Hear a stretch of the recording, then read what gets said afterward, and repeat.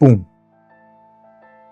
Get blown up mid-conversation. Blink of an eye, everything turns black. So I got a Purple Heart for being in an IED blast. Growing up, I was known as the guy who wasn't going to be anybody. I remember I was at my cousin's house and I told him I joined the military. One of the family members said, "Oh, the military is for people who failed at life." Yeah, I was born and raised. I grew up on the Grand Concourse over by not too far from Kingsbridge, Boogie Down Bronx. I really wanted to be a daddy's boy. I want to hang out with dad. Sure. However, what dad wanted to teach me wasn't really the appropriate things to be teaching a young kid. I started smoking cigars at 10 years old. Pain is my friend. Why was pain your friend? Having my dad choose women over me and my sister was painful. My father messed around with underage girls. It's frustrating just to even think about that. This man's able to have a taste of his freedom when he doesn't deserve it. Because what does he do with that freedom? He abuses it and plays the victim. If the authorities were to hear this interview and your father were to be punished as a result, how would you feel about that? I'd love it. If he went to trial, I'd go there with a fucking grin. With my new last name sewed into my shirt so he could know.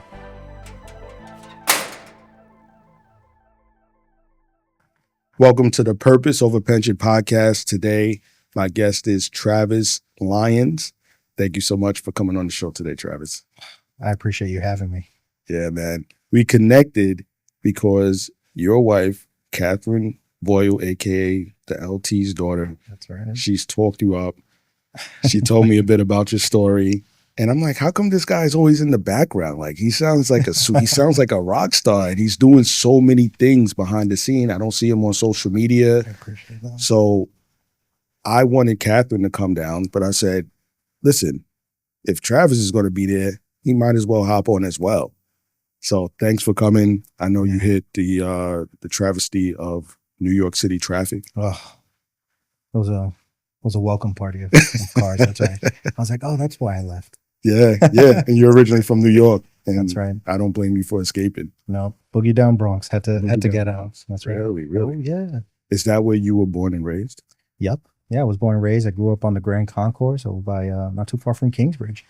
Lived in Parkchester for a hot minute and then left. What was that like? Exciting, fun, wild. I had a very strict mom, but a super loose dad. So hang out with dad and just ride the bikes and just start trouble all over the place. Just going as far as you can. Really? Yeah. Really? Such good times. Had some good friends, and you just meet so many people. There's no place like New York, honestly. Just meeting strangers at every corner. Yeah. So you said you got into trouble. What type of trouble would you get into at that out there in the BX? What area again? You said the Parkchester, and then where else? So I lived in Parkchester, Bronx Park East, Pelham Parkway, where my father lived. But we just went everywhere. We went into neighborhoods we shouldn't have been in. And I mean, the first memory that comes to my mind is just hollering at people. You know, as young kids, you just want to bother people. Yeah. And I remember we messed with the wrong crowd, and these group of kids came out and threw a chain at one of my friend's bikes as we're going, and it became like, we're ready to fight. We're ready to jump these guys. So it was that type of trouble. Yeah. And honestly, growing up, I went to, it was an all-boys school called the Eagles Academy. Eagles Academy, okay. We were the first all-boys graduating class, and boy, that was insane. First year, people will get jumped outside. The Bloods will be on one block, Crips will be on the other block waiting, and we're right there by Yankee Stadium on 162nd. So was this like a private school or charter school? It was the first all-boys public high school. All-boys public high school in the Bronx. Mm-hmm. Now I won't say it's everywhere, but it's grown. Really? It's grown a lot. Okay. Yeah. What years is that we're talking? We're talking so I graduated in 2008. Okay. And from like 2000, let's say 4, 5, yeah. What was that dynamic like, you going to that high school? What's your background? Like, what's your ethnicity? Yeah, I'm Puerto Rican. You're Puerto Rican. Yeah. More like New Yorican, because I don't speak the Spanish. Okay. Yeah. My mom was very adamant. She's like, we live in America, so you're not going to speak Spanish. Proceeds to pick up the phone and speak nothing but Spanish. It's like, oh my gosh. Okay. So I think she did that just so she could talk about us right behind our back. Right.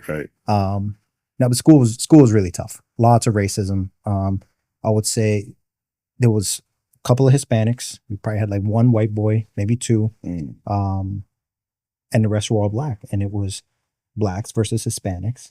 It was Dominicans versus Puerto Ricans. Are you serious? Oh yeah, yeah. For the first 2 years, fights constantly, fights daily. We were bad. I was bad. We cut school all the time. Uh, One time, someone took the grade book from the teacher, lit it on fire, threw it at the teacher Lit it on fire in the class in the class. and then threw it at the chief. Threw it at the teacher. Wow. So we were reckless. We were reckless. Unreal. There was a fight club. There was a fight club up on the Grand Concourse, and people would bet money during the day. And one time there was a detective who ended up popping up in there. It was a female detective, and she revealed herself, and everyone scattered, and that was sort of the end of it. But yeah, I mean, two people would fight, and you put some money on it, and that was the culture. That was the culture of our school.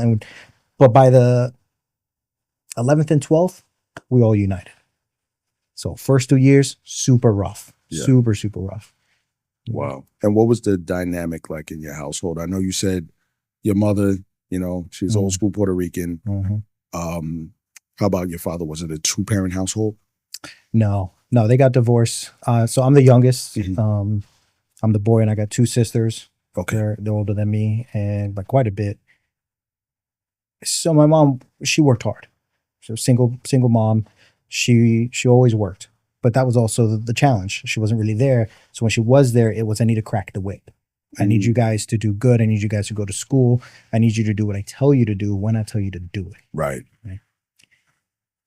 My oldest sister had to take care of us. So she was basically mom number 2. And as we got older, she sort of left the picture.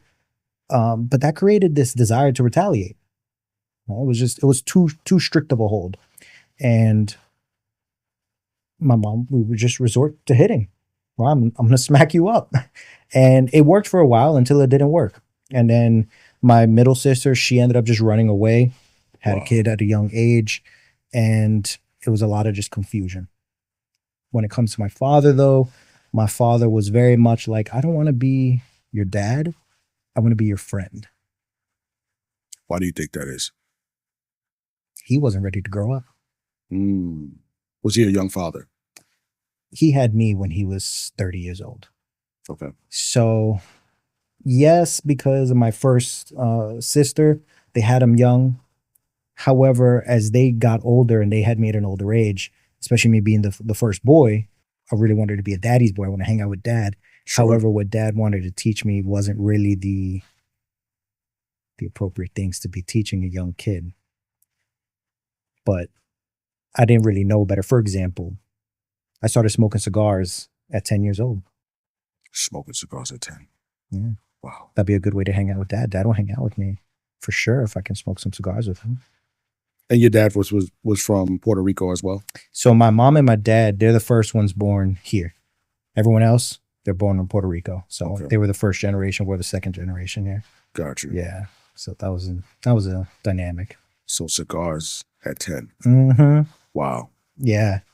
I mean, I still smoke them now. I'm not gonna lie. They're nostalgic for all of that. Sure. I have great memories, but I also know now, like, damn, poor kid, such a young age. Like those are the lengths I was willing to go to get that connection. So, what else came with that? Obviously, cigars. Oh yeah.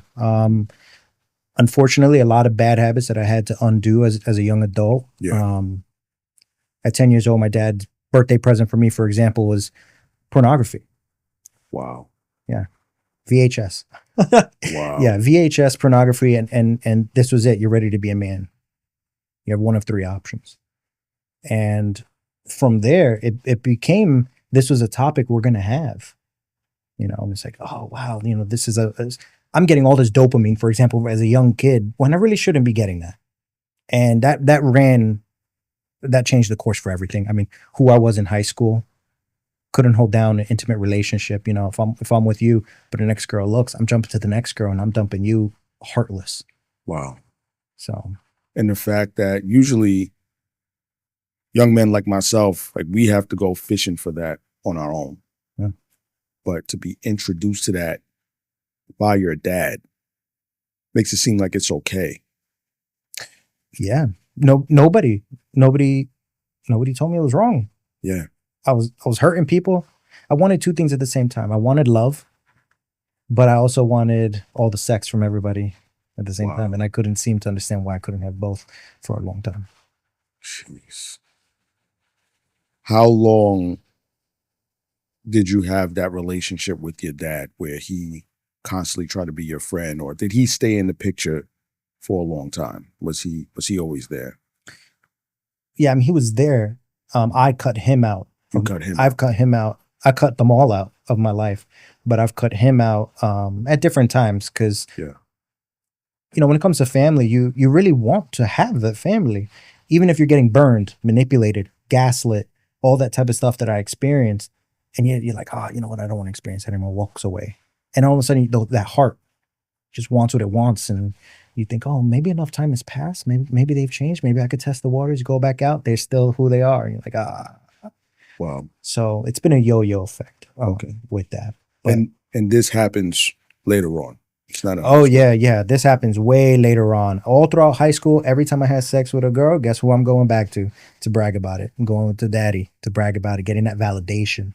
Right. So I was having this experience where my friends are jealous because I'm with all these women. So that feels great. Yeah. Right. Out of all my friends, I lose my virginity at 12 years old. Wow. Yeah. So it's like, oh my God, I'm so young. You guys are behind the times. Validated. Goes back to dad. Validated. Oh, look at my son. I'm so proud. He's a man. Give me that cigar. Let me get that. So reinforced in so many different ways. And my cousin's mom, I'll never forget this because I was so confused. Me and my dad were smoking right at Bronx Park East on a park bench across the street from his house. And his sister got off the 22 bus. And right when she walks out, who's there? Us two. And she looks at my father and she shakes his head and she says, how could you be letting your son do this? You should be embarrassed. And my dad says, well, he might do it anyway, so might as well do it with me. Unreal. Was alcohol part of that equation? No, I drank once, unbelievably, an entire bottle of Hennessy with my dad. We just sat there, just shot after shot after shot. That was his introduction. I was probably around 17 years old. 17. Yeah. Wow. And it didn't really stick. It didn't stick. Okay. I drank quite a bit in the military, but I'm thankful that didn't turn into a habit. Maybe some other things did. Okay. I guess we'll get into that. So you're going to high school. 12th grade comes. Everybody in the high school starts to become cool with one another. Yeah. What did after high school look like for you? Oh, man. Confusion at the maximum possibility. My mom met a man named Musaye, and when they got married, he convinced my mom to sell her condo in Parkchester and move up to upstate. That's out of the water for us. Born and raised in the Bronx. We make fun of the people who are in upstate. Yeah. And so here's my mom uprooting my entire life, all my friends, everything. And I just graduated high school. I don't know what I'm going to do. I'm lost. I'm confused. And mind you, I cut a lot of class. I mean, right before graduation, when I'm in the back ready to walk, the dean comes up to me and says, hey, just letting you know you're not graduating. We're going to let you walk, but you're going to have to go to summer school. Wow. So like, that's how messed up and jacked up I was. Yeah. So I had work to do. Well, I go to upstate and my mom's like, you got to get a job. How? I don't know how to drive. I don't know where I'm at. We're over not too far from Poughkeepsie. But it's what he wanted. So unfortunately, he really played my mom. Did a lot of manipulation, all that type of stuff. And me, Alexis, and Troy, two really good friends of mine, we had said we would join the Marines together. Well, when we graduated, they backed out. And for my birthday, my mom says, basically, you got to get out the house because you don't got a job. What? And how old are you? I'm 17, turning 18. 18. And it's because it took about 3 days. 3 days. I said, fine. Come back up from the Bronx. I'll go grab my stuff. My room is already transformed into his office. Just like that. And I had my friend Troy with me. I said, do you see this? So I pack up, argue with my mom. We've had many arguments over the years. And I'm like, now what am I going to do? So I move in with the girl that I was dating at the time. And I'm just lost, just very lost, nervous, scared. what to do next. And so I asked my dad. I said, he's in construction. I said, I need a job. And so at this point, I would go in East Harlem, over in Spanish Harlem, and I would wait at 5 a.m. to get in a truck with a bunch of other guys in construction to drive around the city. It was the weirdest experience. They would drive around and they would line us up for the foreman of a job site to look at us, and they would just pick out who they want for the day. Like a day laborer. Yeah, just a day laborer. And I'm over here 18, just going through the motions. I do that, for maybe a couple weeks, and I'm like, the hell with this. I'm gonna go join the military, like I said I would. And that was the beginning. Yeah. Wow. I just jumped right into it. Why a military? I said I would. And it didn't feel good knowing that I too was on the back out train with my friends. And I needed a little push. Kishan Garib, one of my really good friends back then, I did not expect him to join. And he came back from basic training, and seeing him in that uniform, and I was at a dangerous time. The girl I was with had got robbed, and I'll keep this clock small, but there was a lot of gang activity, and I was messing around, like attacking them because they were attacking us. And so I would provoke them in the streets over on Prospect Avenue. It was called the Kelly crew. It was a big crew back then. They would just rob people. And when I had my friend with me, it was almost out of pride. I was like, yo, do you guys see who I'm with? He'll mess with you. He'll mess you guys up. See this uniform? This stands for something. And they said, you better watch out. I said, y'all better watch out, okay? And it was at that era, that week, where I was just like, I'm going to do it. No more nervous, pitter-pattering around. You said you were going to do it. You backed out. You like this. Go for it. Because as he described basic, I'm like, that's what I want. Really? Yeah. That suffering, that grit. I mean, I've always been into fitness. I've always been into pain is my friend. I'm okay with that. But that's a double-edged sword. You could use pain to grow, but if you're real comfortable in surviving and living in pain, it doesn't scare you. With being that young, why was pain your friend? And when did you discover that? That's a good question. Having my dad choose women over me and my sister was painful. And that's a whole deep thing. My father messed around with underage girls. And I've tried, my sister tried, we've called the cops on him. He would always escape. How? And how did you discover this? It wasn't a secret to us. We knew the age. He had a girlfriend who was 16 years old. Meanwhile, I'm over here like 13. And she's just there. A homeless girl, in fact. Homeless girl. They're just living there. And all of a sudden, he had no more money to take us to the movies. He had money to go buy her stuff, do stuff with her. And I was playing handball one time, and we knew that they were upstairs. So my sister called the cops, and we stood there across the street, and we watched the girl climb out. Her name was Max. Climbing up and running down the fire escape. That was the closest we ever got to getting him. But he denied it. I've had, in my adult years, I've had very straightforward, clear, assertive communication. But look, when someone's in denial, they're just not going to accept it. Wow. And he recorded it. He made recordings. Yeah. Of him and her. Him and other girls too. Yeah, him and other girls too. So this was the type of man that he was. Please don't tell me that he was showing you these recordings. No. He didn't show them to me. But he also didn't hide his camera. He had his whole setup right there. He had his whole setup there. So if you ever walked into the room, you see it there. Two girls would come in, and he'll just say, "Hey, kiddo, just leave." I mean, even one time I messed around with a girl when he wasn't home. He came home, go to the bathroom. She's getting dressed. He goes right into the room. And the girl ends up getting dressed. She stands her ground. I didn't know this was going on until right after she comes out. She says, "Yo, your dad's weird. I think your dad was just trying to hit on me right now." I said, "I wouldn't be surprised." I said, "But thank you. We could go." With you being so young at 13, what gave you that power, even though you were with your sister, or that confidence to say, my dad is doing something really foul and I'm calling the police on him? Like, what gave you? So I would say it wasn't necessarily my power. Okay. It was my sister's power. she had more wherewithal. I was a little more selfish because I was also I had so much anger. I had anger for going to an all boys school. I had anger because of the racism at school. I had anger because my mom wasn't listening to me. I had anger because my dad didn't care. I had anger because no one ever asked me, how are you feeling? Even if I would go and tell them like, yo, I'm a mess. And we're like, okay, well, just pick up your damn pants and just get on with it, or stop bitching or stop moaning. Dad, I want you to stop being a friend. I want you to be a dad. No, can't do that. So I had all these things I was really absorbed into. So my sister, I got to give it to her, Tiffany, was really the one who was like, yo, this is bad. Because it really didn't register to me too much that, like, they didn't talk about it in terms of like, oh, underage, she's 16, he's in his 40s. This is bad. So as time went on, I started to really learn. Wow. Thank you for explaining that. That definitely describes why you might have that level of pain. Hmm.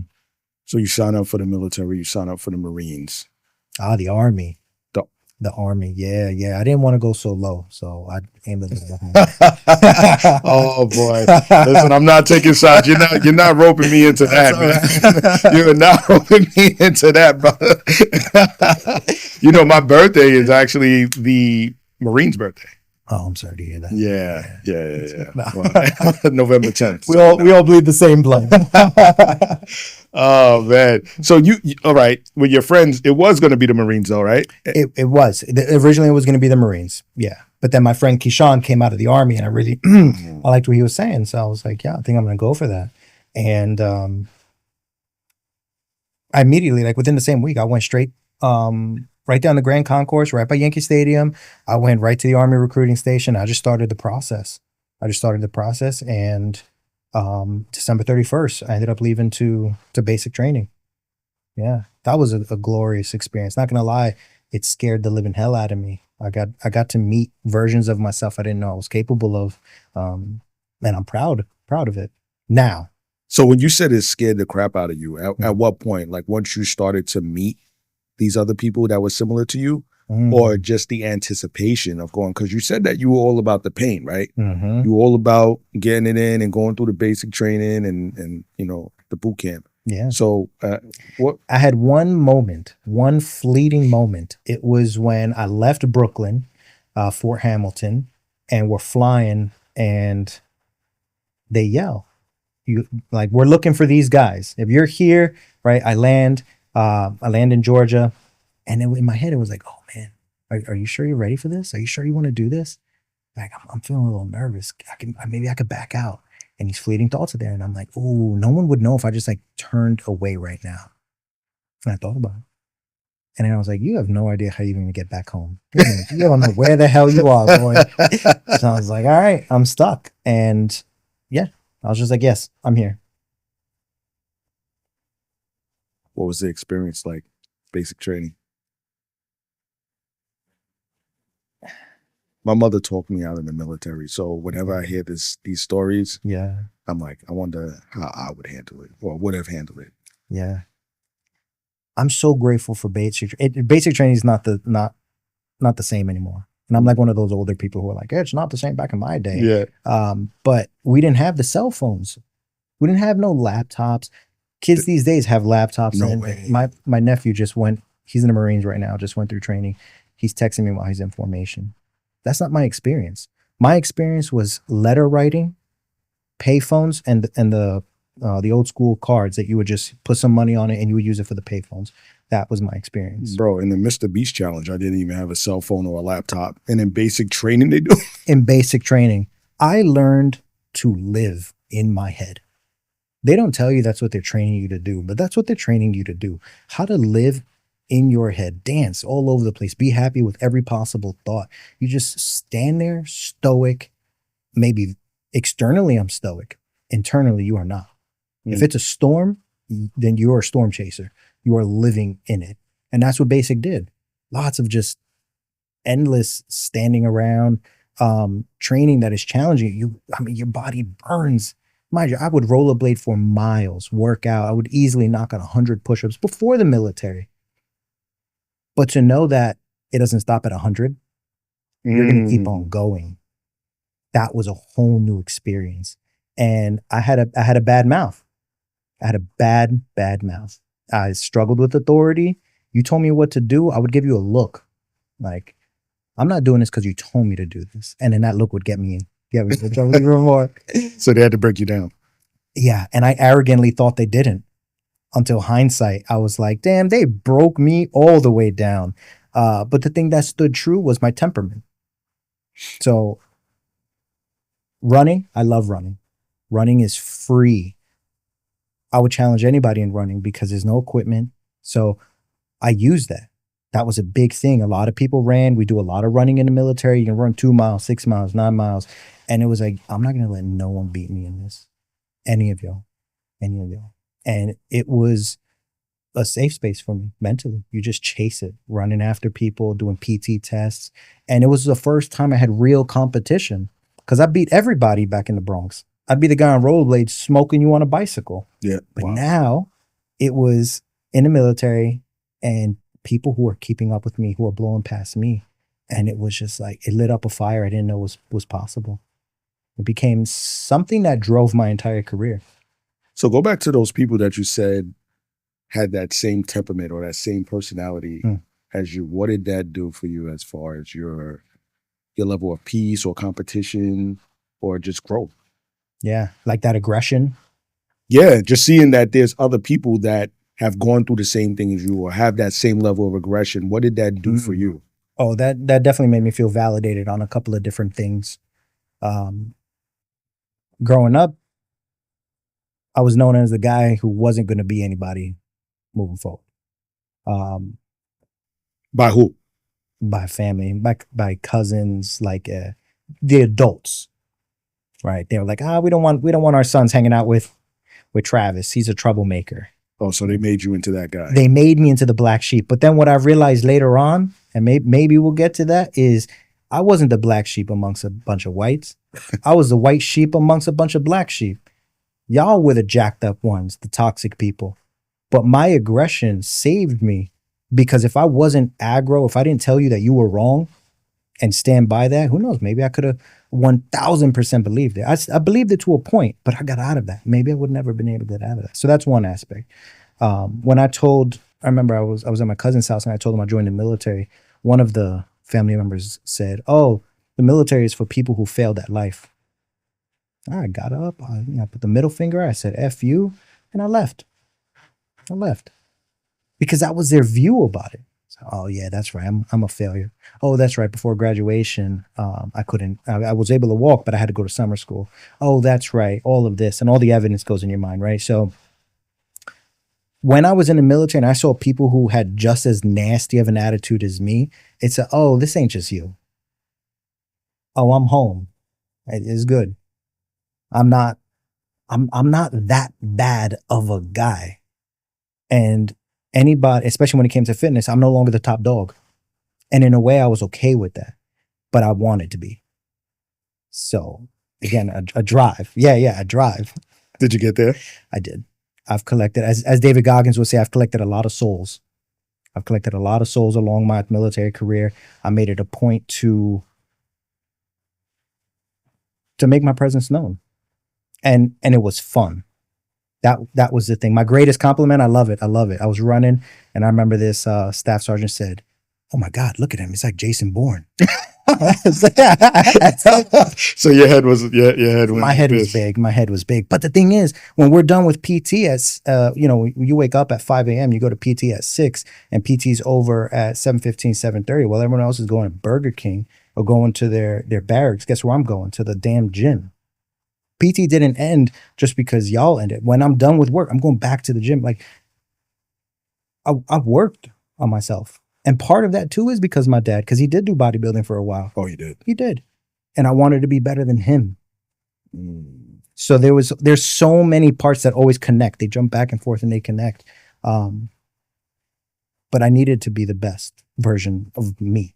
I didn't fully understand why back then, but it just felt good. It felt good to do it, to put in that grindy work that no one knew where I was. Not everybody. Some people did, and it paid off. It made people confused. Yo, how you getting so big and yet you still running so fast? What do you mean? I work on my legs. It don't make sense to you? Work out your legs and you get stronger in your legs. Yeah. So really interesting stuff. Man. Yeah. All right. So what does after basic training look like for you in the Army? Oh, very, very quickly we deployed to Afghanistan.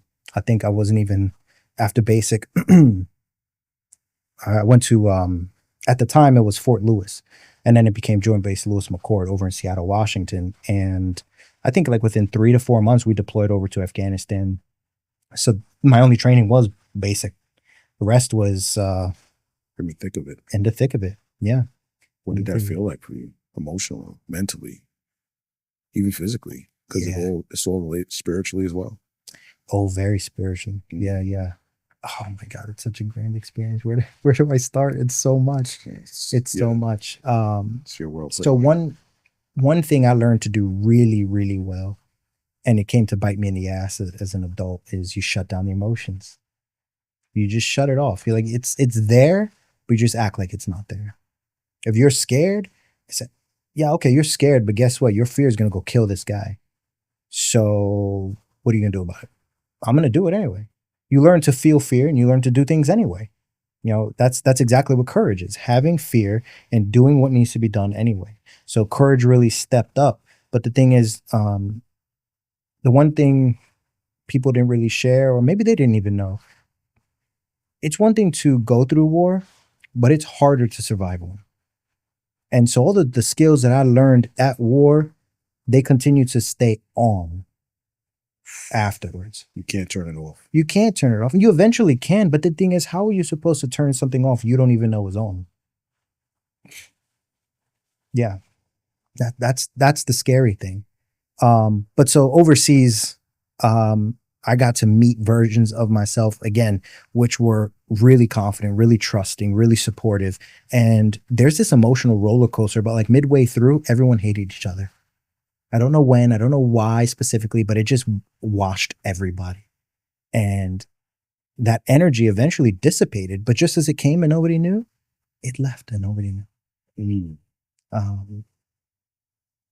When you're away, and you know this now because your experience on the show, right? When you're away from your family, when you have no access to them, it doesn't matter how bad you want it, you can't get it.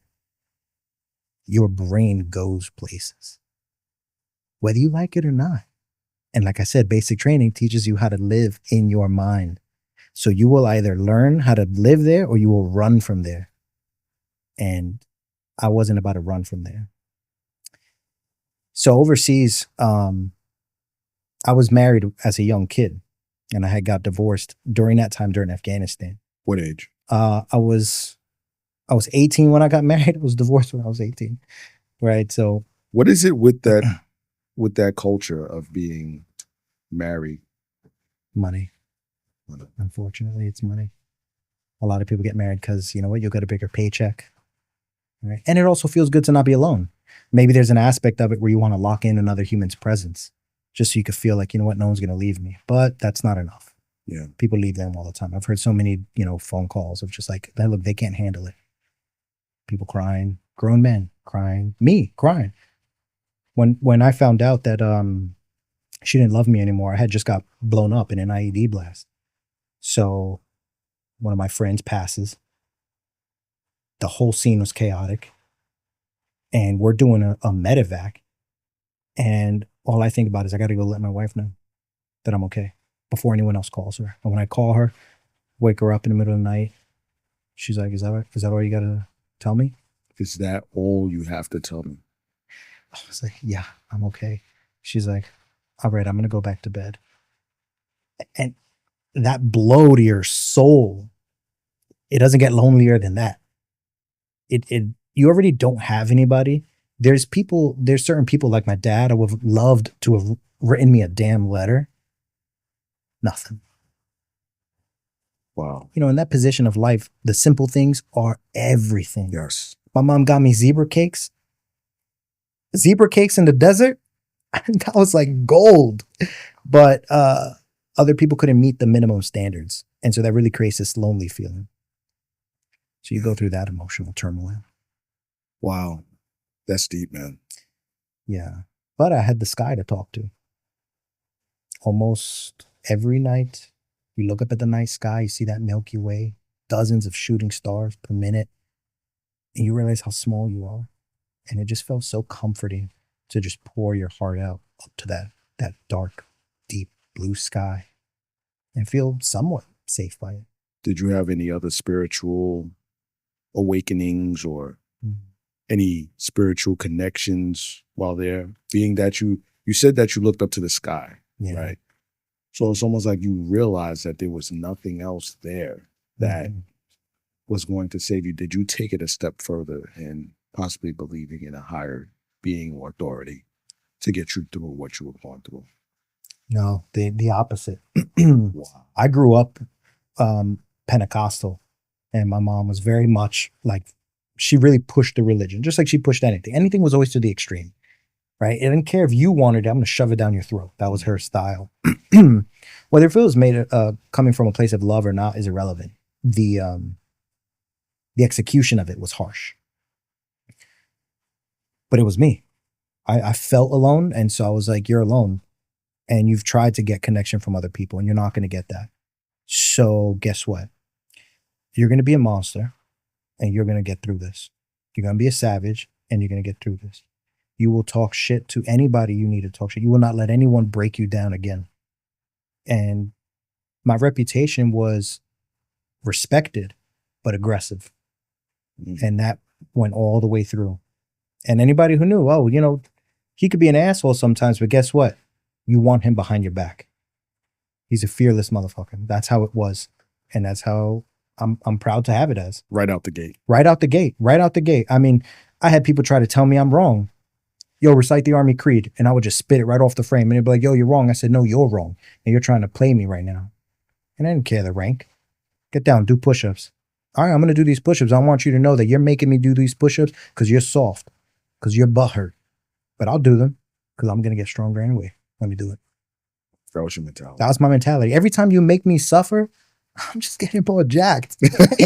Like, that's a really, even though it came out of darkness, that's still a good mentality to have. I couldn't lose. Yeah. I never lost. I never lost. That's a great mentality to have. So you go over there, you're in the midst of war.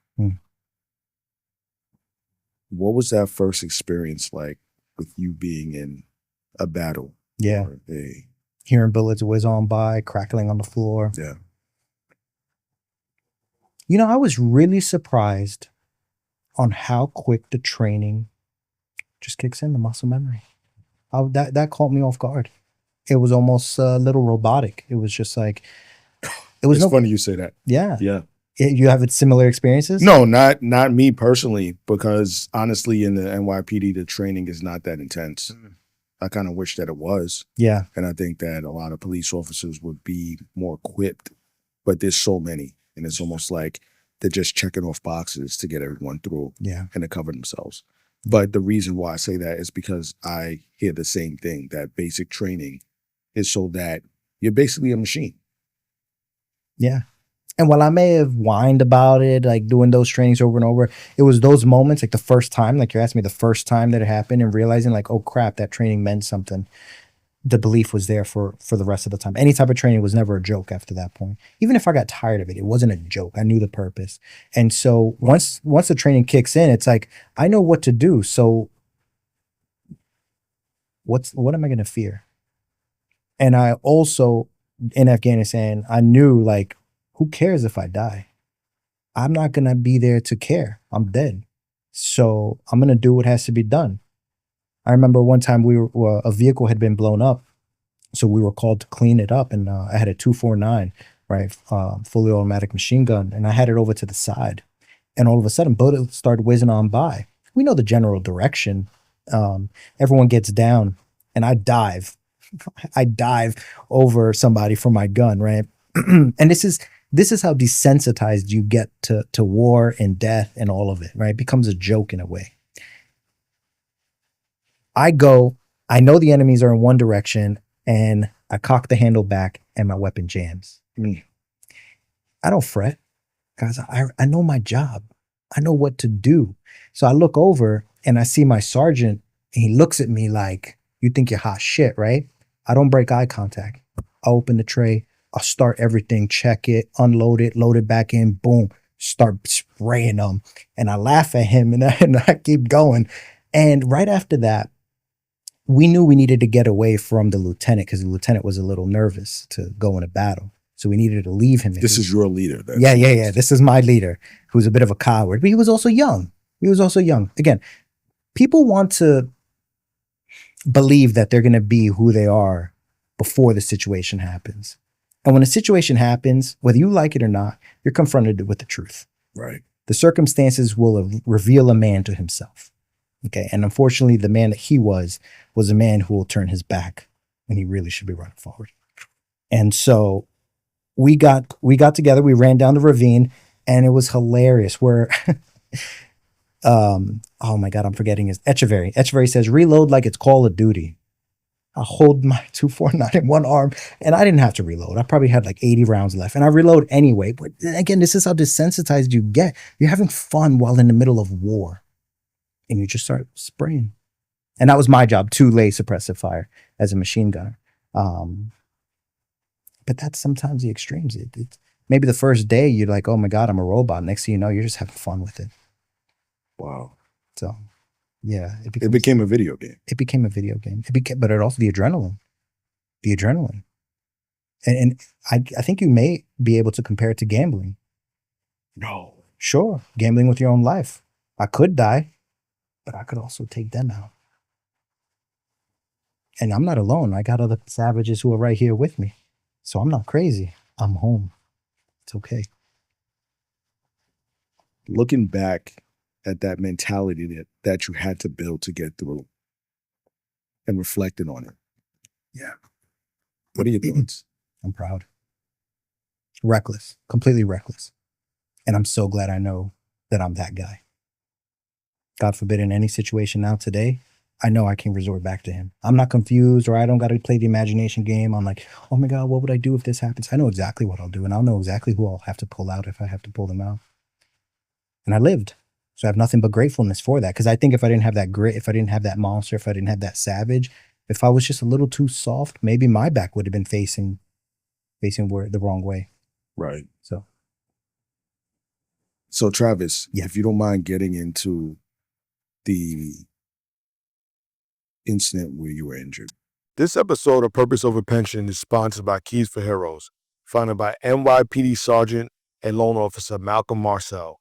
Malcolm's mission is simple: help first responders become homeowners with straight answers, white glove service, and special programs like the Community Heroes Lender Credit, where you get up to $3,000 back at closing.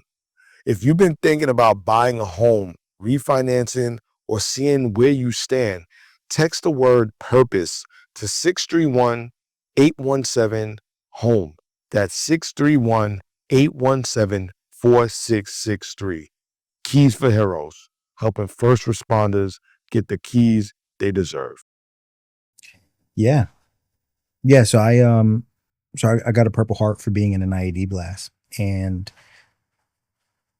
there's so many layers to this one event, specifically because it left me with something forever, right? In New York, you don't drive. You take the subway, public transportation. That's what I'm raised with. When I lived in Seattle, Washington, you got to take cars everywhere. So I needed to learn how to drive. So now I'm overseas and I want to learn how to drive. My friend Miller, he wants to get out of the vehicle. So he's our driver. We drove Strikers at the time, 4 wheels on each side. They got cages around it, and you fit about 8 people inside. What are Strikers? Strikers are tanks. Okay. Right? But they're tanks that are more mobile. Okay. We were a Striker brigade. So we were infantry, Striker brigade over in Joint Base Los McCord. So I made a deal with Miller. I said, I'll teach you how to use the 249 if you teach me how to drive. 249 is a machine gun. That's right. Yeah. That was my baby. And he said, good, that's the deal. I said, because I want to get my license when we get back. So I learned how to drive by driving Strikers and MRAPs overseas. And I would do practices with him. But now there's one day where we're at a cop, and We're just shooting the shit. All of a sudden, we get a call on the radio that second platoon needs a mine roller. Wait, so you said you're at a cop? A cop, yeah. What is that? A cop is a small little base, but just some sand barriers around. Really, Okay. not a lot of defense. Okay. But we're out in Afghanistan in this area, and Like a makeshift headquarters? Of like a some sort? makeshift headquarters. Yeah, you really not a lot. You got the bare minimum here. Gotcha. Okay, Okay. you got, yeah. All right. You got the bare minimum. Yeah, because I don't know all these terms, so and even the listeners probably don't. So Oh, thanks for explaining that. absolutely. Yeah. Cop small base. It's just temporary. It's what you need at that time. And me and Miller, we're talking. He's telling me the story of how he met his wife. She's pregnant. He's expected to have a baby. And he's telling me how they met in college, all this good stuff. And while we're chit-chatting, Sergeant Spaulding comes up, right? He's our platoon leader. And he's all pissed off. He's like, we got to go and we got to meet second platoon. We got to give them our mine roller. Now, a mine roller is a piece of equipment that you put in front of the vehicle so that as you are driving, that will roll over an IED before the vehicle, Okay. right? So it's meant to create space between you and a potential bomb in the ground. Okay. Now, is this something that somebody is operating, or is this? Oh no! Think of like if you put a shovel in the front of a vehicle. Okay. It's just like that. It's an attachment you put to the front of the vehicle, and it's a mine roller. Like a mine? Oh yeah, MINE, yeah, Okay. like a mine roller. All right. Yeah. So that's what we have. The second platoon doesn't have it. Now, second platoon has the reputation of being the idiots, the platoon who always messes up. They have a bad reputation. Wow. So we're mad that we got to give them our mine roller. So now Sergeant Spaulding comes up and he says, "So which one of you are going to drive?" And Miller says, "Well, I don't know. Do you want to drive?" I'm like, "Ooh, I don't really know. Do you think I'm ready?" And now me and him are going back and forth. We're going back and forth. Our back and forth is too much for Sergeant Spaulding. So he just gets upset. He says, "Miller, just get in the damn driver's seat. Lamboy, you get into back hatch." Because I was security. And it was that decision. What was your name at the time? Lamboy. That was my last name at the time, Lamboy. Lamb He boy. used to call me Lamb Girl sometimes. Lamb. Lamb boy, lamb girl. Gotcha. Yeah, Lamboy was my last name back in the day. All right. And it was that split decision. So we give them the landmine, the mine roller, and now we're driving back. All of a sudden, on Highway 1, there's a whole lineup of vehicles, and the Afghan police is the one creating this. All of a sudden, we just drove on this road. No one was there. Mm. But now that we want to go back, it's a bunch of traffic. Afghan police says, "Hey, you guys got to go over to that side of the road." So what do? We go to that side of the road. We're second in line. We go down. First vehicle goes. We go down. We're in the middle of a conversation on the headsets about how me and Miller say the word water. Now I say water now, but back then I used to say water. Right? And it would be like, Miller was Canadian and I'm from the Bronx. So it's like, oh yeah, what's the matter with me saying water? Y'all guys got a problem with it? Oh, you're so funny. You guys are slangish, blah, blah. Boom. Get blown up mid-conversation. Blink of an eye, everything turns black. When my eyes open, I'm inside. And the first thing that comes out of my mouth that's in my awareness is, "Are you guys all right? Is everybody in here good?" Okay. I go back up, my weapon's gone. It was the first time we had got hit with TNT. Now, mind you, I had said that there are 4 wheels on each side. Now, these things are massive. 2 of them were blown over 1,600 kilometers away. The wheels? The wheels. They were far. And we're in a crater. We're in a huge crater. So everyone else, when we spoke to them later, they were still up on the road because not everyone came down. They said it just looked like slow motion. We just got covered in just dust. Just dust. But I must have been out for some time because for me, it was the blink of an eye. So everyone's good. Open up the hatch. I jump out. I see my saw perfectly. It's what we call the 249. We just said, there goes my saw. I see it. Now it's my job when shit hits the fan, I'm the suppressive fire. So first thing is I scan the horizon, cock my gun back. All of a sudden, my hand just bursts with blood. I'm just spewing blood over. And I'm just there looking. All right. I don't care about the pain. I don't care what's going on. If I don't get this taken, like this security down, it could cost everybody else. And everyone starts coming out. Next thing you know, all I hear is screaming, no, no, no. And it's Garcia. Unfortunately, Miller had passed. And that was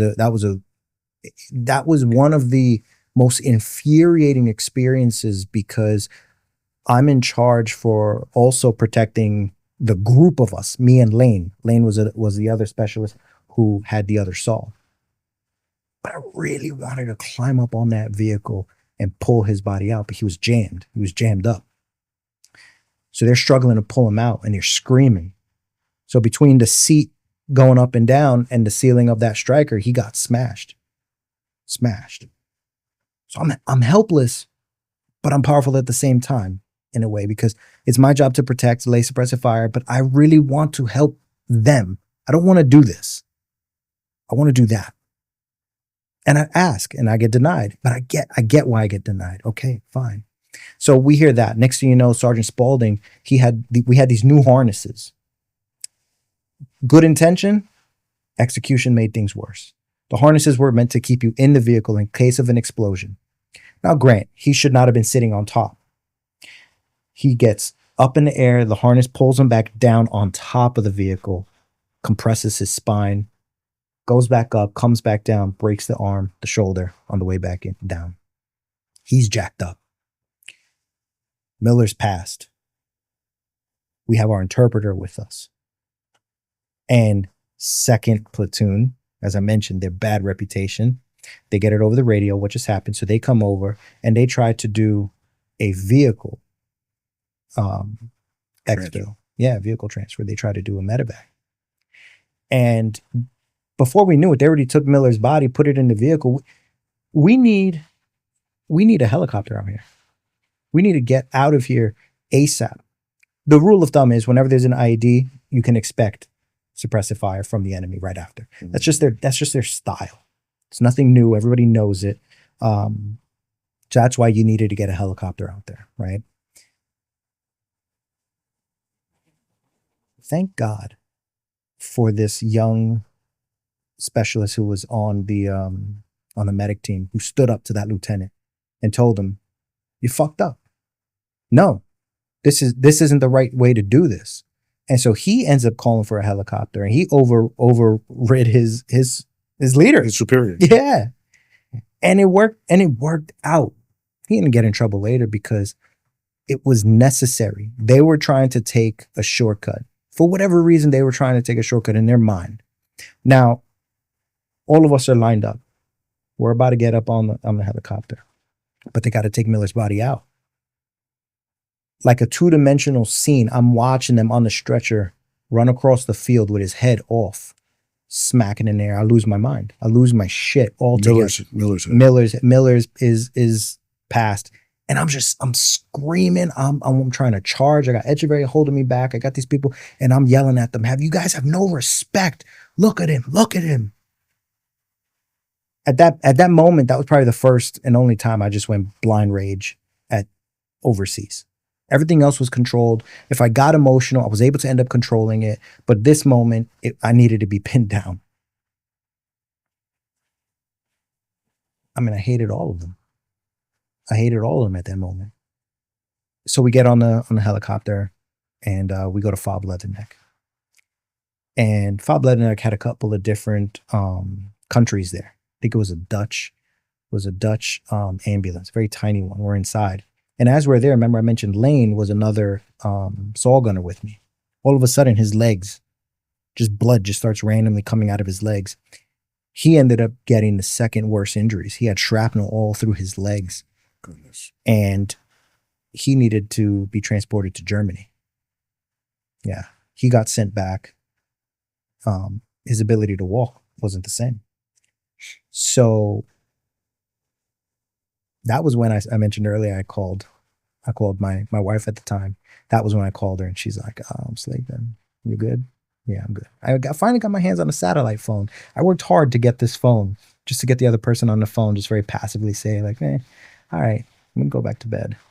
That hurts. Yeah, it hurts. What were your injuries? Yeah, so I had a I think it's called phalanx or pharynx fracture. It's like a fracture in my hand. So this whole right side of my hand ended up having a fracture, like some bone splints. My nail was blown off. I had shrapnel in my hand.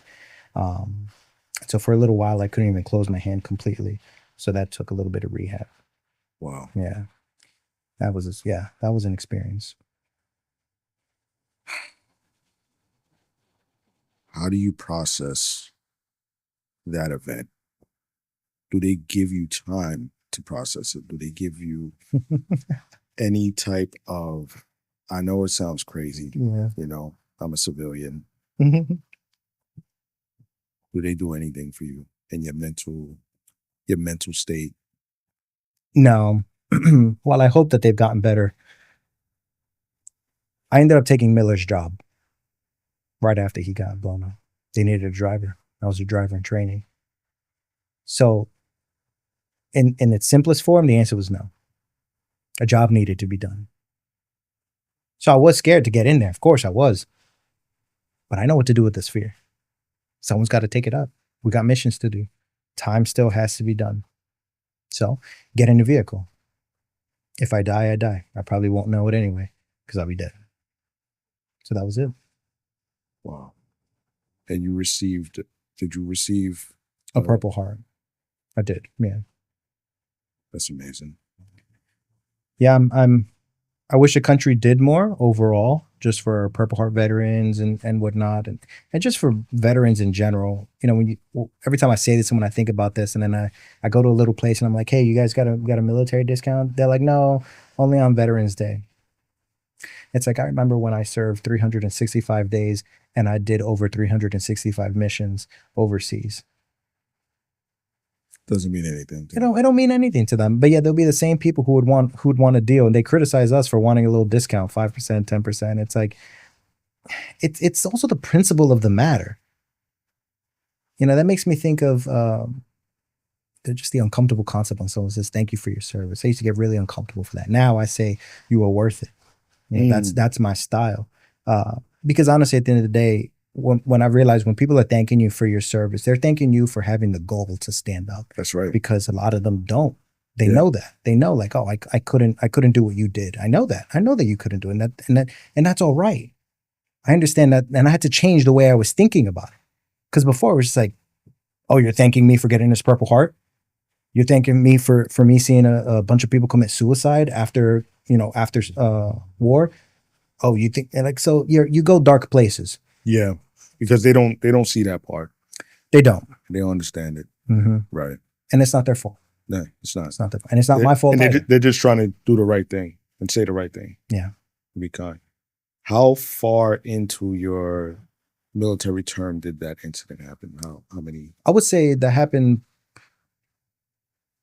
maybe like 7-8 months in. Wow. Yeah, 7-8 months in. So we were coming close towards, you know, that hopeful time where everyone's looking forward to, like, all right, home stretch is it. How long is it usually? I mean, we were there for a year. Now they're 6-month terms. Okay. Yeah, now they're 6-month terms. And there were a couple of units who were doing 6 months, but our unit at the time was doing 1 year. Yeah. All right. So you do your time there. Mm. You receive your Purple Heart award. You come back from the military. Mm-hmm. Or you come back from Afghanistan. Yeah. What does it look like for you? Oh, it's so weird. It's so weird. You're in this desert land, no technology, nothing like that. And you come back to new everything, new movies, new cell phones. You know, the cell phones advanced pretty fast, even back then. Yeah. And in a weird way, you're lost, you're confused. Even though you're still coddled by the military, like you still have your barracks, you have food, all that type of stuff. In a way, even your body's confused. Temperature feels different. If you're hanging out in 100 degrees, 90 degrees, 105 degrees weather all year long, when you come back to the States, we call it garrison, 80 degrees feels cold. Yeah. People asking me, why are you wearing a sweater? I'm cold. Wow. Meanwhile, it's hot as hell. And like the body is even confused. It takes time for the system to change. But like I said earlier, if I don't know what's jacked up, how do I know what to change? Yeah. So there was so much, it was like the job still's got to go on. So no one even thought about talking. You know, I just started talking with my friend in greater detail, Janu Jacob, one of my greatest friends I met in the military and basic training. And I've had the pleasure of me and him, they used to call us husband and wife. We were together from basic. We ended up getting the same unit. We ended up getting in the same company, Charlie Company. And Grant, he was in I was in first squad, I think it was at that time, and he was in fourth. And then I went into recon tryouts after Afghanistan, and he ended up coming into recon tryouts. I made it in the sniper section, and he was in first squad. And so we literally, and we got out the same day. Our contract ended the same day. That's amazing. Yeah. So we've been friends, and he was actually in the IED blast with me. So literally, it's very comforting to know that I have someone who I know can relate. And even then, we've been talking about things, and I'm like, damn, dude, I didn't know you felt that way. So there's many things I don't know. Right? Different sides of the story always. When you got back, what was your job, or what were you given as your responsibility being back here in the States and still being enlisted? Yeah, pretty simple. Just continue to do the training, do the glass houses, just go to this training, expected to still maintain standards. And then you just have the freedom to do whatever you want whenever you're not on base. The expectation was that I think it was like maybe in a year or a year and a half that we would then deploy again. But my contract ended right around the next deployment. And they gave me an opportunity. They said, we'll give you additional money if you deploy. And mind you, I told you earlier, I built a strong reputation. I had chaplains, I had sergeant first classes taking me out to lunch trying to convince me to stay in. And I would have loved to. But the thing is, the quality of people beneath me, I was now in charge of a team, were trash. Wow. Were trash. And I wasn't about to go out there and risk my life with trash. Because when you're in recon, you're in a smaller team. You go from like 150 people to 30. So at one point in time, I needed to know just my job. When you're in recon, you need to know everybody's job. And I wasn't going to go risk my life. So I turned around. And that was tough. I love the military. I love the physical aspect of it. I love knowing on a physical level, I'm better than you. All that was gone, that world. So I was like, turn away, walk. Are you allowed to say how much cash they would have given you to go back? To be honest, I don't remember because it's tax-free, right? When you go over, it's tax-free. I want to say it was potentially around like 25, 30,000, like added on to what I would have made. But if I died, that money meant nothing. It's not worth it. It's not worth it. It's not worth it. It's not worth it. Yeah. All right.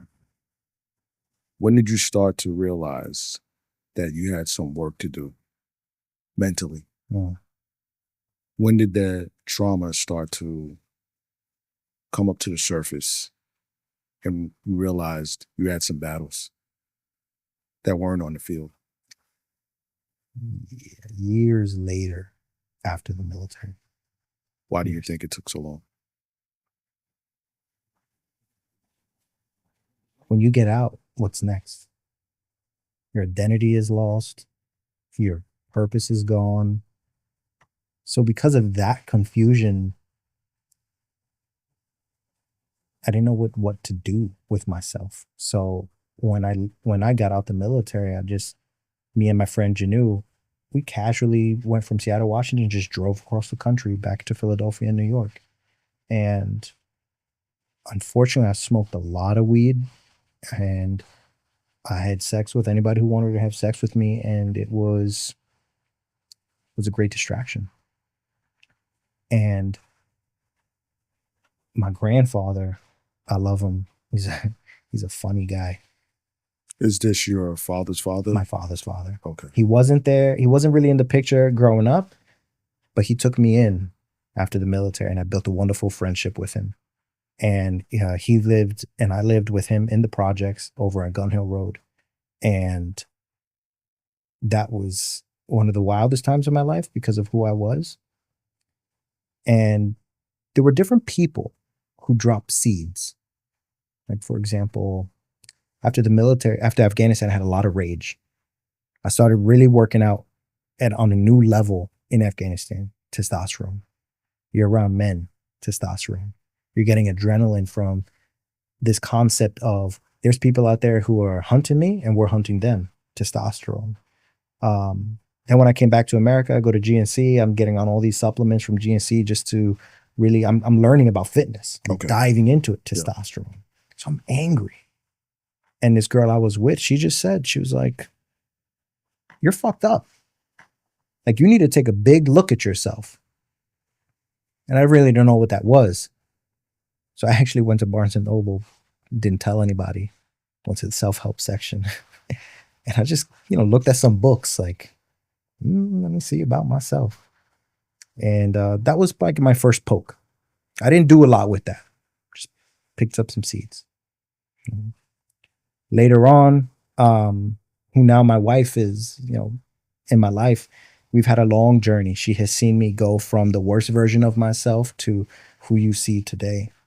And, it's funny. I found this message from her recently, screenshot of a text message where she said back in the toxic days of, nothing's going to change if you don't change your mindset.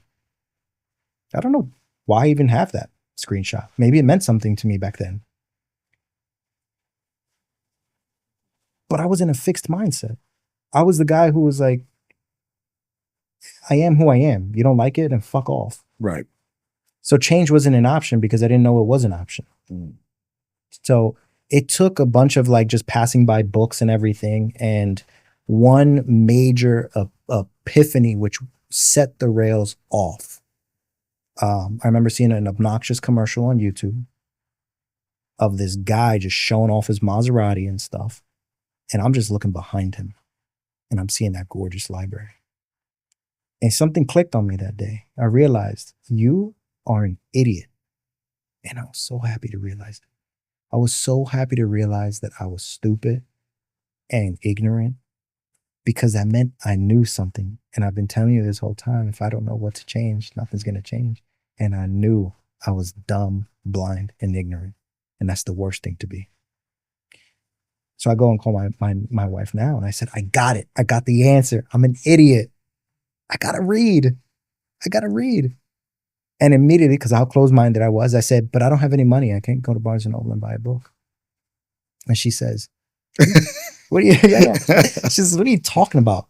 Go to the library. Yeah. I said, the library. Oh, I was the too cool for school guy. You'd never catch me in a library. Yeah.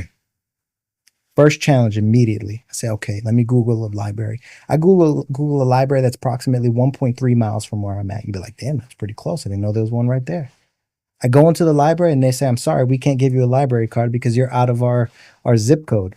I said, what? I live right there. Yeah. They're like, I'm sorry, you're out of the zip code. I said, oh my God, what am I going to do? This is how weird stuff works. Amazing stuff works. I would sit under a tree and I would draw at this park in Florida. And the next library I found was probably no more than 300 feet from that tree. No way. Yeah.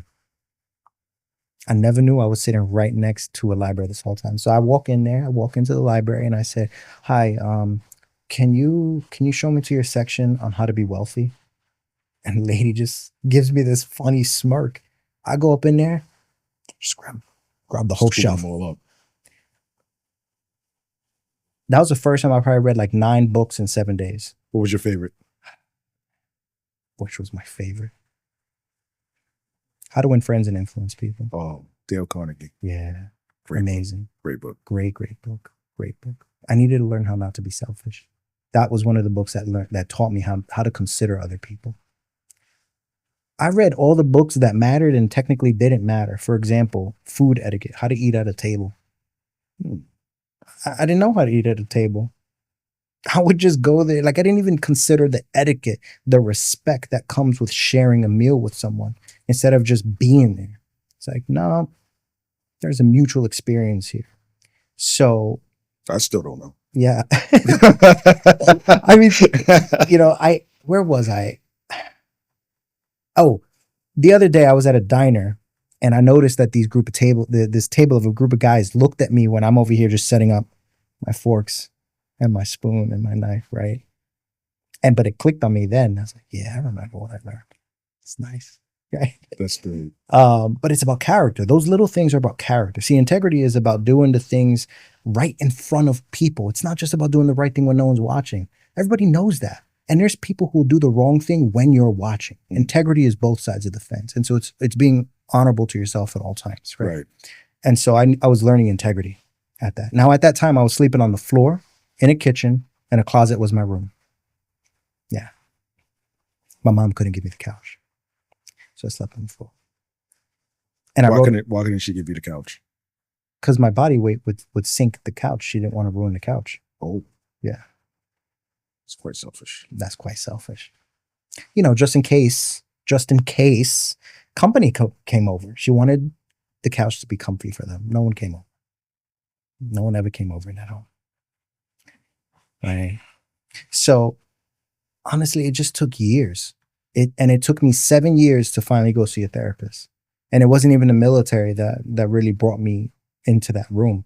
It was me doing the wrong thing and not being able to have the courage to fix it and do the right thing. I knew what I was doing was wrong. I just didn't have the goal to do, to make change and to hurt other people's feelings is painful. And I didn't want to be that guy. But I needed to be that guy. So I sought out help because I wasn't able to do it on my own. But I digress. That Florida experience, reading those books, changed my life. Because I can't remember the name of this book, but I remember the first time I really spoke in my head, and it was clear as day. I was talking to a client of mine, a PT client, and as she was talking, all of a sudden I was talking about what she was talking about, and I was altering my response. And I think she saw it in my eyes. I think she saw that I just had an aha moment. And it was just like, oh, I could change what's up here. It's happening right now. I'm controlling what I'm about to say 1000%. I just became a bullet train after that. Yeah, once you start to condition your mind and you open it up to new experiences and use the wisdom from other people to develop who you are, it's really enlightening in a major way. So enlightening. Wow. To be free of yourself, to know that you don't have to be who you've always been. Yeah. You could change that. You could change it. And I used to be scared that if I change too much, I'll lose myself. And what I've learned is it's impossible. There's character and then there's temperament. My temperament is I can be an aggressive person. But in terms of character, I can control when that aggression comes out. Does it have to be aggressive? Can it be assertive? So there's different styles. But some people, and I know them, they're scared to change because like, I don't want to lose who I am. I say, if you could really know that you're not, you're always going to do the change in your temperament, in your style. So what was your biggest struggle? Infidelity. Yeah. I mean, I was programmed since 10 years old. I really, really wanted love. I did. I wanted the relationship. I wanted the commitment. I wanted the security that comes with it. But the thing is, the validation. Now, mind you, I'm into fitness and I was real shredded for a long time. And that made it too easy for women to look my way and want something that they knew that was rare for them. They couldn't get this guy rocking an 8-pack over here, shredded, all this type of stuff. And so I fed off of that as well. And I still had my dad in my life, in and out. And my dad even supported my lying. My dad helped me lie and cover my tracks in my relationships. Wow. Yeah. So I think it's safe to say that he was pretty toxic. Oh, 100%. 100%. I mean, it's going to sound rough, but he's a street rat. He's a street rat. He's just like what you would expect to come from the streets of the Bronx. That he's exactly that. He's just your typical construction worker, no education, didn't graduate from high school, just a womanizer, Puerto Rican. And unfortunately, Puerto Ricans got the reputation. They're always messing with the young girls. And unfortunately, he fits the script. He is the stereotype. Yeah. Now, you would tell them about these girls that you were dating and you were bringing girls around sometime, yeah, right? And you said that one girl said that he was kind of weird. Yeah. Did he ever try to pursue any women or any girls at the time that you were dealing with? No, just that one time. But as an adult, maybe I'd like to think, but I do think that he understood the power dynamic has shifted. Who I was, the strength I had, the character, the roughness of me, he didn't have that. So I think that the power dynamic shifted, and it was more of like a congratulatory thing, and I'm here for you, and I support you. I support you in what you're doing. I'm like your cheerleader here. And that's really what it became. So in a way, he knew his place. Yeah. Yeah. I think you were going to get into it earlier about a girl that he wanted to try to pursue. Oh, he tried. He did try. I had sex with this girl in his room. He wasn't there at the time. He came home from work, and she only had her bra on at the time. I went to the bathroom, so she was finishing getting dressed. But he came home and he went into the room and half closed the door. And I forgot exactly what she was saying, but in a way, he was spitting game at her. Yeah, he was spitting game, and she was just weirded out. But she also didn't like stand up for herself aggressively. She was just like, "Oh, okay, yeah, ha ha ha. Let me walk out the room and wait for me in the living room." Yeah, good job on her. And as soon as I went to that living room, she was like, "Yo, can we go? Like your dad was just really weird." But the thing is, when she told me that, I wasn't surprised, and I didn't say it. I wish I could go back in time and give some comforting words or something like that, because I wasn't comforting either. Yeah, but during the break, I think you were starting to mention that girl Melissa. Oh yes. Oh, yeah, that's crazy. I remember. I forgot about her. Yeah. So Melissa, she was a freak. And I really liked her. I had a big crush on her. Yeah. And she knew that, so she would egg me on in different ways. And she was one of the girls who would always come over to my dad's house. Now, this is where it gets even extra sick. So did her mom. Yeah. So did her mom. And everybody knew I liked her. My dad ended up having sex with her and recorded. And my sister, Tiffany, she was a massive gaslighter, manipulator. How old were you and how old was she? She was 15, and that means I had to been like 13 at the time. Yeah. So Melissa was 15 and I was 13. And my sister is using that to get me upset. How did you find out that this was recorded? Because my sister Tiffany, she knew where my dad kept the tapes and everything like that. And she was like, "Yeah, he had sex with her." "No, he didn't. No, he didn't." "Yes, he did. He did. Yeah, he even recorded it." And she put it on. I left. I was like, I'm good. And I confronted my dad. He said, "Hey, Dad, you have sex with Melissa?" "No, Bobby, I would never do that to you." Gave me that whole supportive talk. Fast forward, I'm still in the military. No, I'm after the military. I go and pick up my dad. Say, "Yo, Dad, mind if I pick you up? Let's go get some heroes. I just want to have a conversation with you, just chit chat." So we go to the park bench that we used to sit on and smoke cigars as a kid. It's nighttime when we eat, and I'm eating my sandwich, and we're there. And I remember telling him, I put on my swag, my level that I need to meet my dad at. The little machismo flow. That's right. I got to get the lindo machismo, I got to let him know. I know all about that. That's right. Working El Barrio, kid. Yeah. That's right. So I go and I tell my dad, I was like, "Yo, man, you remember the days you used to tap all this ass, all that type of stuff? Yo, you remember that chick Melissa?" "Oh, yeah, I remember that chick Melissa. Yo, she was bad, right?" "Yeah, she was bad." I said, "Yo, Dad, you ever tap that ass?" And he's like, "Oh, yeah, I tapped that plenty of times." Done. Got you. Just like your face changed, so did mine. I got what I needed, so now let me get into the conversation. Once I get that confirmation, okay, time to switch gears. Stop eating my sandwich. I said, "Dad, I really liked Melissa. I really liked her. You told me back in the day when I confronted you, you said that you didn't sleep with her." "No, you didn't." "No, I did. I spoke to you, and you didn't acknowledge it at all." And I said, "It's wrong what you did." Max was 16 years old. I start going through all the girls. I said, "I know you recorded them. I know all of this stuff." I just lay it all out there and very calm, cool. And you could feel his cowardice building. He didn't eat a sandwich. He became stiff like a board and just was robotic, just staring straight. And then that straight head turned to avoiding me completely. Chest was forward, head was to the side. I'm on his left side. I asked him some questions he refused to answer. So I sit there and I finish my sandwich. I'm going to give him my sandwich before I let him, okay, chomp, chomp, done. So you going to answer my questions or no? Because I got nothing to say. I said, all right, then I'm going to give you two options and I shouldn't be giving you these two. I could drive you home or you could walk your ass home. He said, you could drive me home. I said, cool. I drove him home, texted him the next morning. I said, your silence is the exact answer that is good enough for me. That wasn't the last time I saw him.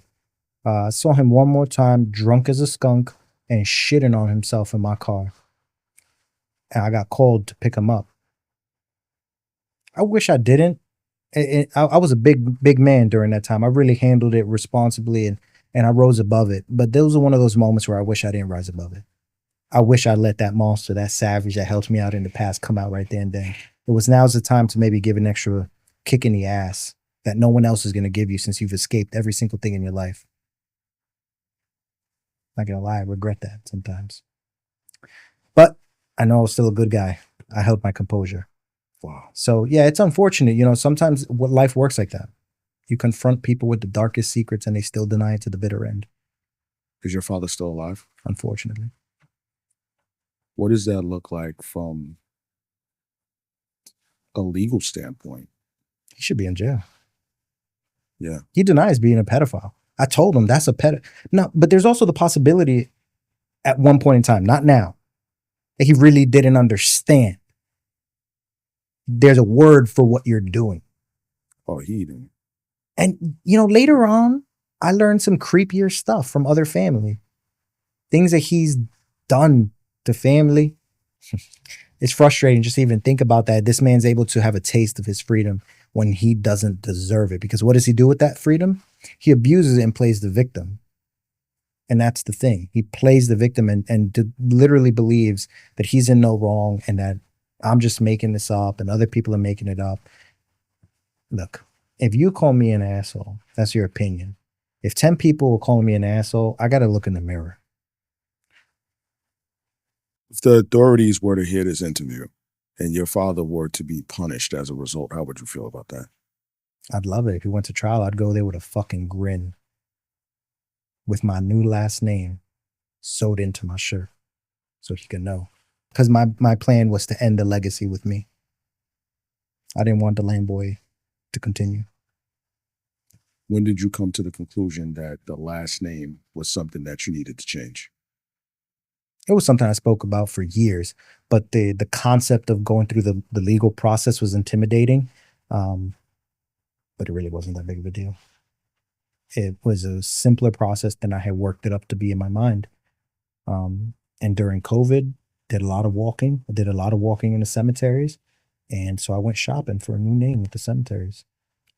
Why the cemetery? Peaceful. In fact, historically, cemeteries were parks. There were parks for loved ones to come and just have picnics and bike ride with their loved ones. So I guess you could say I went back to the old roots of what cemeteries were. But with everything shut down, it was just a convenient place. It was right across the street from where I lived. So I would run there, walk there, and just use that time to think as well. Then as I continued to walk, I realized all these different names. Oh, look at this, look at that. I said, man, I really do want to change my name. But I like the L. I want to keep the L. The ATL. It's a good acronym right there. Okay. I want something powerful, but something different. And then Lyons, Lyons came across. I said, ooh, I like that. It's a lion. That's right. That's right. So you got your new last name from seeing a headstone. Mm-hmm. Do you remember the first name? I don't, because it was just Lyons right there, massive, boom, and that's all I needed. That's all you needed. That's all I needed. I knew, and it wasn't the first time I went by a different name. Surprise, surprise. But this was going to be something very, very different. When it comes to names, I've played with my names a lot for psychological purposes, and it works. And I challenge any of you guys, if you got middle names out there, test out what I'm about to say. Right? My full name used to be Abraham Travis Sal Lamboy. Abraham Travis Sal Lamboy. Okay. And I changed it to Abraham Travis Lyons. Sal was my father's name. Dumped that off. Don't need that. Never used it anyway. For a long time, I went by Travis because Travis is a sexy name. Travis was a rare name. Travis was the machismo. And that was my lifestyle. Abraham was an old man's name. I had this idea. As well as biblical. Which it was a powerful name that my mom gave me for those reasons. But I'm not that guy. I'm not an Abraham. I had this idea of who Abraham was, and guess what? He didn't match up to who Travis was. So I made sure that I didn't tell you my name was Abraham. But around 23, 24 years old, after some job loss and life changes, I said, the next job I get, I'm not going to let anybody know my name is Travis. I'm going to begin it as Abraham. Okay. And the shift happened immediately. Hi, I'm Abraham. My handshake was different. My voice was different. The way people responded to me was different. And I realized, damn, there's power in this. But I needed Abraham. Abraham, in my mind, was a more mature version of me. Abraham was able to regulate his emotions. Abraham had my best interest for my whole life, not just my sexual life. And so I needed that guy. I need to get to know who that guy is. And I went by Abraham, and I actually grew scared to go by Travis out of fear that those old habits would creep up with the name. Wow. Yeah. And you learned me as Travis. Yes. Which means I'm safe now. You let it go. I let it go. I'm good. That guy, he ain't come back. I love He it. ain't come back. I love it. So Abraham helped me make these life transformations, tap into a vision of who I wanted to be, who I was. I owned that. And it played a huge role in my business as a personal trainer. It played a huge role in how I presented in my sessions, the respect I gave people. My shoulders weren't just back, and my chest wasn't up just because I'm jacked and I have these muscles. It was actually because of character pride. So the whole thing changed. Was that something that you learned from a book? No. Years later, now when I hear this stuff, I'm like, oh my, I did something so just instinctive. When are you writing the book? Because this is book worthy. My wife has been telling me that for a long time. All the nuances of my life. This is book worthy. Maybe I'll start this year. Yeah. Maybe. Yeah. You have a lot to transfer from your personal experience onto paper that can help others. And I know that you're helping others right now. Yeah. In what way? So I'm a substance abuse counselor. I was a substance abuse counselor for first responders and veterans for, I want to say, like 2.5 years. And now I work in outpatient. I filled out some paperwork a couple months ago. And in that paperwork, I had to write out my history. And I was proud to say that every job I've ever had in my life has been in service of others. I didn't know that I was doing it. It was just something natural that came to me, but I was willing to give up my life for this country. Well, afterwards, I became a personal trainer, trying to educate people and provide them the support to live happier, healthy lives, whatever that was for them. And then I'm a substance abuse counselor. I still do personal training as a hobby now. And this is the motto of my life. The biggest sin of the desert is to know where the water is and not tell your neighbor. And that is, I'm not going to be greedy with the knowledge that I have. What's the point? It'll just go in the soil with me. Let me leave it for as many people, plant as many seeds as I can. If they germinate now or later, that's up to you. But I did my job as a farmer. What's that quote again? The biggest sin of the desert is to know where the water is and not tell your neighbor. From a really good book, The Alchemist. I love that. And the reason why is because when I share my spiritual journey, that's exactly what it is that I'm trying to do. I do it out of love. I don't do it out of trying to force anybody to do anything. Like how your mother was forcing her religion down your throat. Wow. That's powerful, man. That's my purpose. Ain't no question about it. What's that? To share, to let other people know, to let them know where the water is in that desert. It's up to you if you want to walk. I'm not going to walk in your shoes. That's fine. That's fine. But when I lay my head down on that pillow, I know I get to say, damn, Travis, you did all you could today. And that's really important in my field because you work with the demographic that, whether they want it or not, help isn't always accepted. And that's not a me problem. Again, I did my job as the farmer to lay down the seeds, sow the seeds. Whether you nurture them afterwards, that's up to you. I tell you, hey, the water's over there, friend. If you decide to walk in that direction, that's up to you. But when I lay my head on that pillow, I get to say, Travis, you honorably did your best. And that's all that matters to me. That's amazing. After how long of you having a counselor and seeking therapy and you doing this rebuilding for yourself, did you say, all right, I'm going to transfer what it is that I have learned in my experience to being a counselor? I didn't even do that. The courses I've taken in my life have been so natural.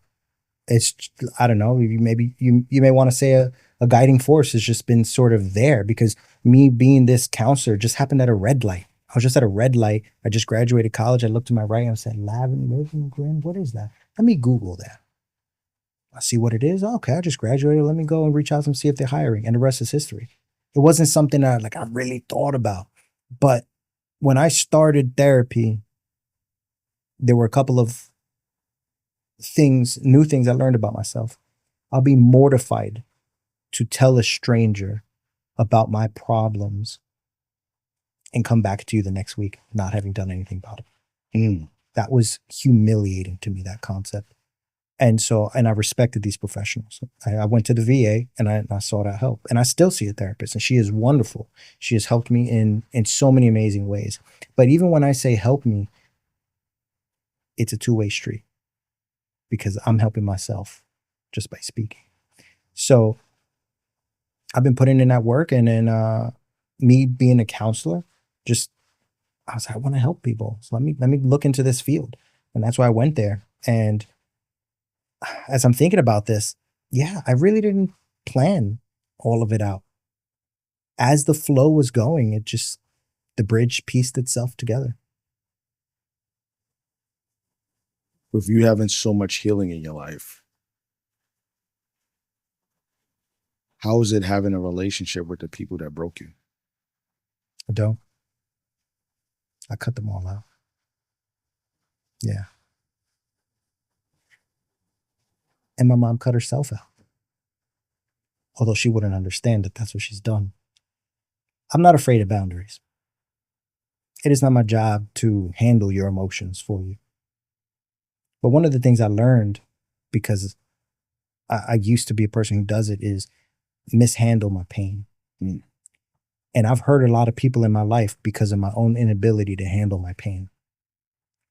And I've been hurt by a lot of people because they didn't know how to handle their pain. But no one was there to teach me. And the people who raised me, they didn't know any better. They didn't have good teachers themselves. So I have empathy for them up to a certain point. And I would love to have a relationship with my family. I really would. But I would not love to engage in the toxicity that comes along with it. Sure. So out of the two poisons, I'm going to choose a lesser one. I will have a chosen family, not the one I was raised with, because the one I raised with doesn't know how to have proper respect and doesn't know how to live in anything other than chaos and gossip. So that's fine. You guys have that. That's your prerogative. It's my prerogative to say, see you later. And they have their views about me.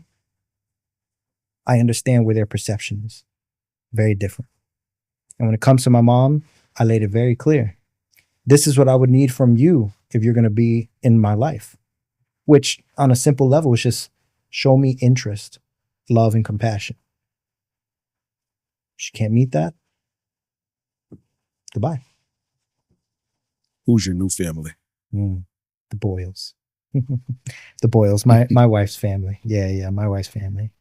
You know, it was actually them the first genuine time I sat at a table and was like, oh, this is what it is. Wow. Yeah, I'm very uncomfortable with this right now. I remember wanting to run, eating at a proper table with all the people there. And no, but the principle of the matter is that they were all at peace and they were all there. You could feel the love, you could feel the intention, you could feel like all of that really does matter, because I've sat at the table with my family, but you don't have that energy that was there, the togetherness, the wholesomeness. Oh man, it's not just in the movies. So happy for you. Yeah, thank you. I appreciate that. I'm so happy for myself. I could really look back and say thank you, Travis, for holding out so long. Yeah. Wow. What does purpose over pension mean to you? Purpose over pension. The first thing that comes to mind is value over money. Purpose is how you want to live, and the word pension makes me think of the security, like financial security of your life. And purpose is what you get out of life. Money will never give you that. The relationships and everything, nurturing yourself. So I think that's what I think about, purpose over pension. Always choose relationships and the man in the mirror over the money. Wow. I love it. Thank you. I love it. Travis, thank you so much, man. I appreciate it, Lenny. Where can people find you? Where can Ooh. people hear you?